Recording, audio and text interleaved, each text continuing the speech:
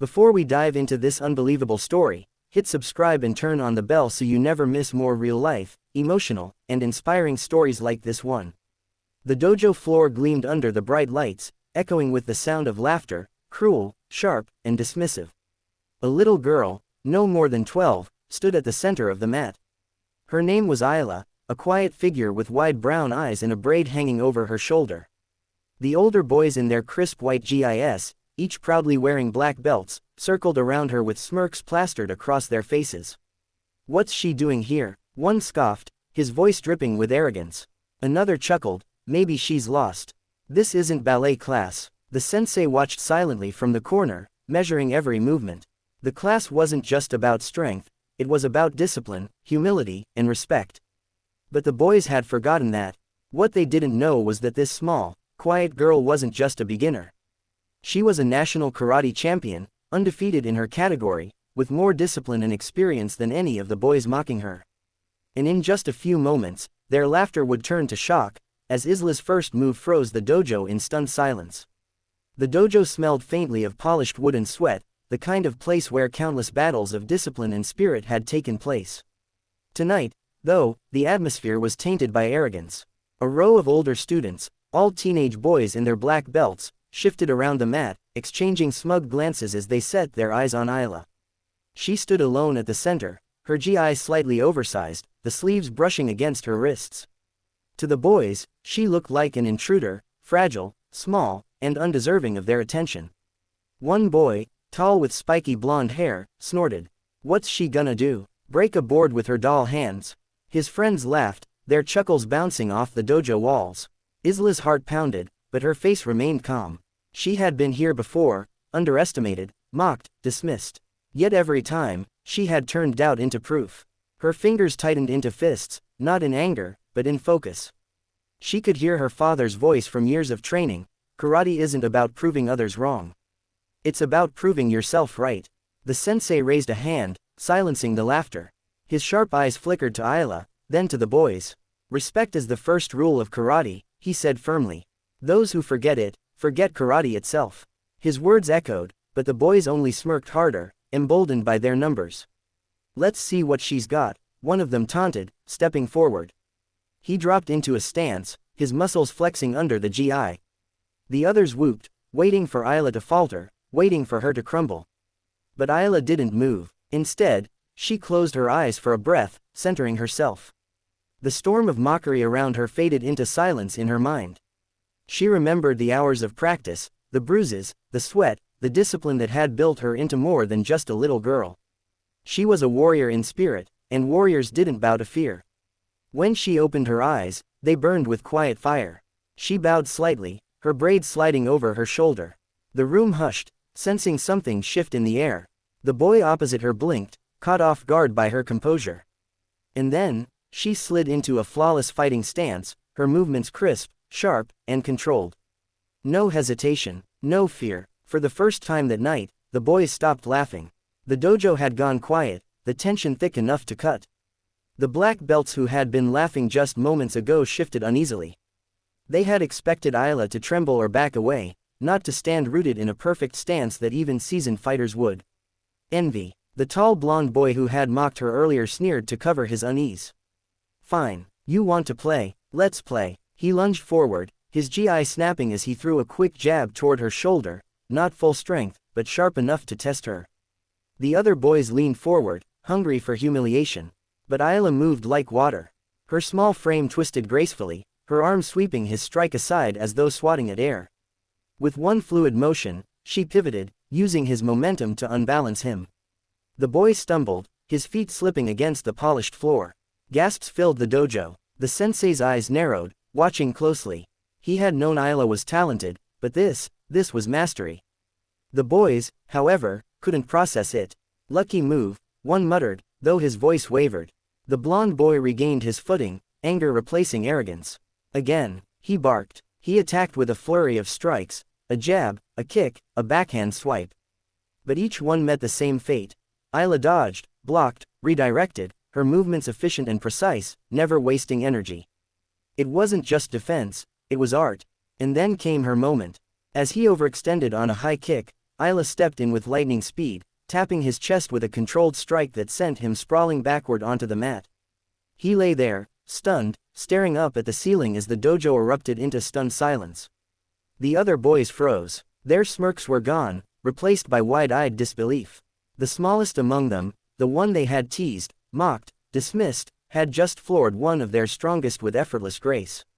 Isla didn't celebrate. She didn't even smile. She stepped back, bowing respectfully, her eyes calm.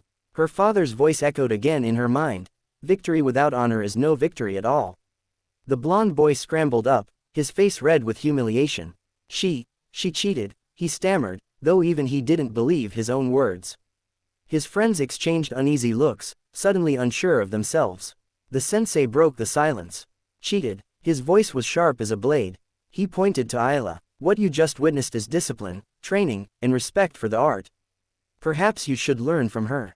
A murmur ran through the dojo, and for the first time, the boys didn't look so confident. The air in the dojo was heavy, thick with the kind of silence that follows a revelation.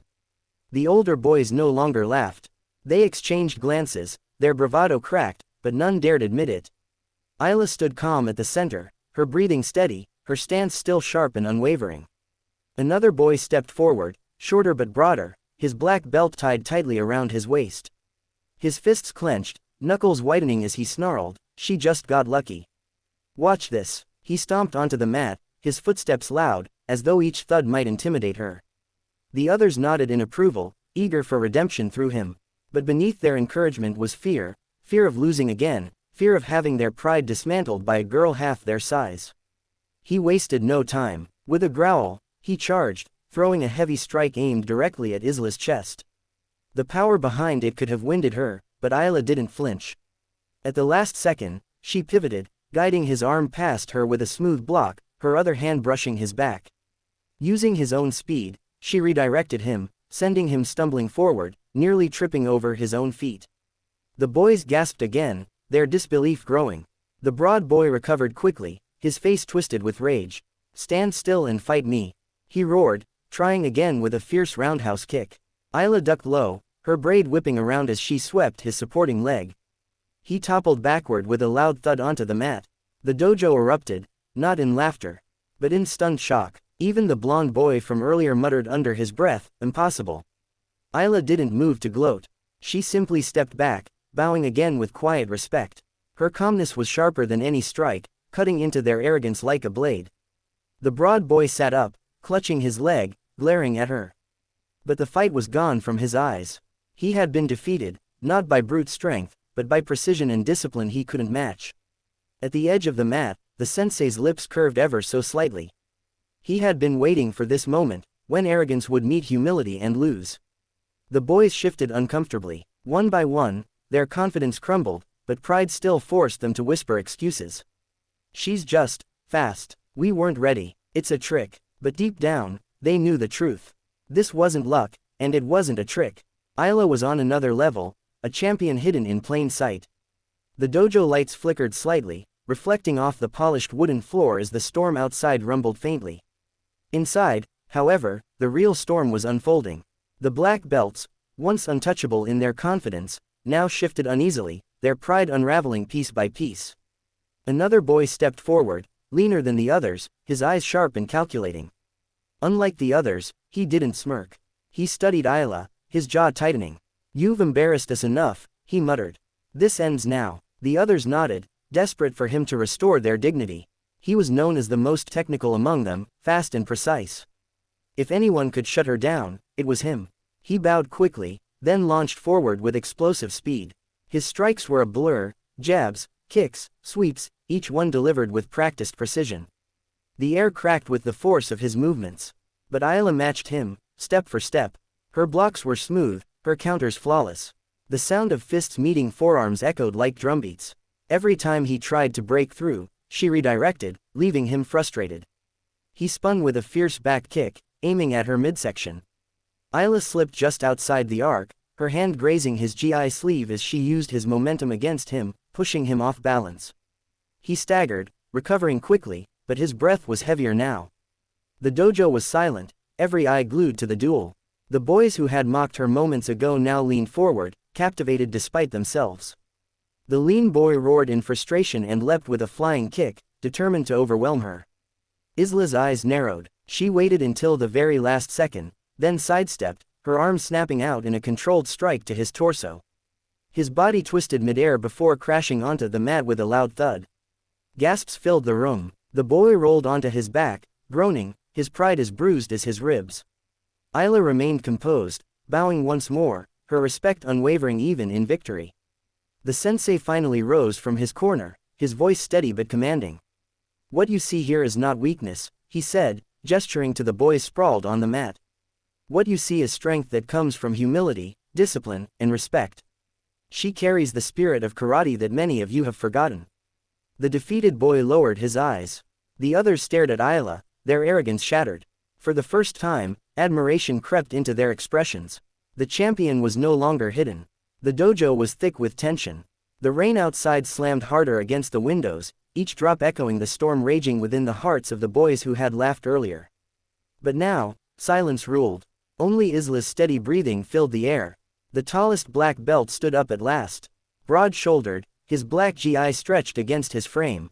He had been the quietest of the group, yet everyone knew he was their strongest, their unofficial leader. He cracked his knuckles and stepped forward, his eyes burning with challenge. "You've proven yourself against them," he said evenly, nodding at his fallen friends. "But against me, you won't stand a chance." The dojo floor creaked as he approached. Isla bowed respectfully, her face calm, but her heart pounded. This was the moment, the true test. The fight began explosively. His strikes were heavier than the others, each kick rattling the mat, each punch aimed to crush. Isla dodged, blocked, and countered, but the power behind his attacks forced her backward step by step. The boys on the sidelines whispered nervously, torn between loyalty to their friend and the awe growing in their chests. Then, a mistake. He lunged too aggressively, his fist slicing through the air with too much momentum. Isla seized the opening. She ducked, swept his leg, and struck with lightning precision at his shoulder. He crashed to the ground with a grunt, the sound echoing like thunder through the dojo. The leader scrambled up, anger burning in his eyes, and charged again. Isla didn't retreat this time. She met his force head-on, their bodies colliding in a flurry of technique, blocks, strikes, and counters blending into a storm of motion. Finally, Isla unleashed a spinning kick that connected squarely with his chest. The blow sent him staggering back, his balance gone. He hit the mat hard, gasping for breath. The dojo froze. Every black belt was down. The girl they had mocked, belittled, and laughed at stood alone in the center, victorious. She bowed again, her humility unshaken. "Karate isn't about proving who's stronger," she said softly. "It's about respect, discipline, and never underestimating someone." The sensei stepped forward, his proud smile breaking the silence. "And that," he declared, his voice carrying through the room, "is why she is a true champion." The boys lowered their heads, shame melting into respect. Some even clapped softly, their arrogance dissolved by undeniable truth. The storm outside raged on, but within the dojo, a new calm settled, one born of respect, humility, and revelation. The dojo, once filled with laughter and mockery, now carried only the sound of rain tapping softly against the windows. Every black belt sat in silence, their pride broken, their arrogance stripped away by the quiet strength of a young girl they had underestimated. Isla stood in the center of the mat, her small frame outlined by the dim dojo lights. She wasn't smiling in victory, nor was she boasting. Instead, she lowered her head in a final bow, her humility shining brighter than any medal ever could. The sensei placed a hand on her shoulder, his voice warm and steady. "True strength," he said, "isn't measured by the power of your strikes, but by the respect you earn through discipline and heart." Today, Isla has reminded us all of what karate truly means. The boys who once mocked her now rose to their feet, not to challenge, but to bow in respect. The storm outside began to ease, as if the world itself recognized the lesson taught within those walls.